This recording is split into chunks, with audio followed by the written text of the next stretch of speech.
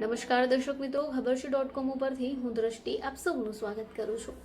દર્શક મિત્રો, બાપ્પાનું આગમન થઈ ગયું છે અને ઘણા બધા લોકોએ બાપ્પાને પોતાના ઘરમાં બિરાજમાન પણ કર્યા છે. હવે આપણે સૌ જાણીએ છીએ કે બાપ્પાને મોદક ખૂબ પ્રિય છે અને આવા દિવસોમાં લોકો બાપ્પાને રીઝવવાના બધા જ પ્રયત્નો કરે છે. હવે માર્કેટમાં તો ઘણા બધા મોદક મળતા હોય છે, પરંતુ એમાં ભેળસેળ પણ હોઈ શકે. જો તમે ઈચ્છો છો એકદમ સ્વચ્છ રીતે મોદક તૈયાર કરો તો આ વિડીયો તમારે માટે છે.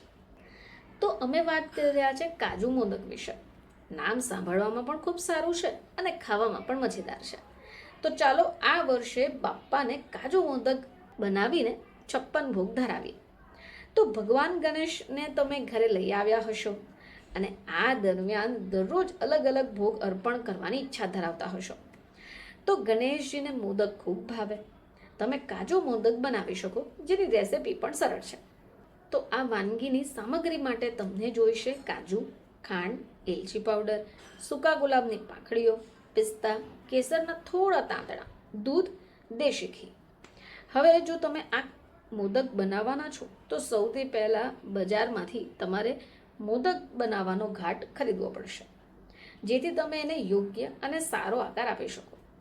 હવે તમારે શું કરવાનું કે કાજુને મિક્સર જારમાં નાખવાનું, પીસી કાઢવાનું.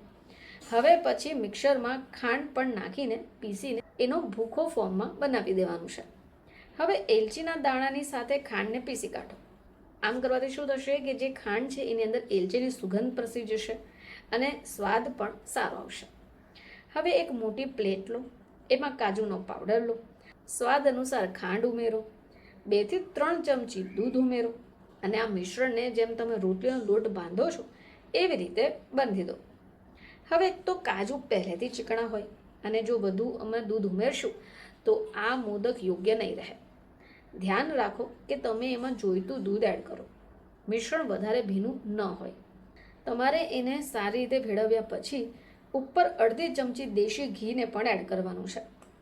હવે મોદક બનાવવાનો ઘાટ લઈ લો. કાજુનું મિશ્રણ બંને બાજુ મૂકો અને પિસ્તાના થોડા કાપેલા ટુકડા રાખો. ગુલાબની પાંખડીઓ અને કેસરના તાંતણાના મોદકના ઘાટમાં પહેલાંથી જ મૂકી દો. હવે આ કેસર અને પાંખડીઓની મોદકની બહારની બાજુએ ચોંટી જશે અને મોદક સુંદર દેખાશે. બસ આટલી સરળ રીતથી તમે બધા જ મોદક રેડી કરો અને બાપ્પાને પ્રસાદમાં ધરાવો. મિત્રો, આ રીતથી બનાવેલા મોદક તમારા વખાણ કરાવી દેશે અને બાપ્પાને પણ ખુશ કરશે. ફરીથી તમારી સમક્ષ હાજર થઈશું. ત્યાં સુધી જોતા રહેજો ખબરશી.com.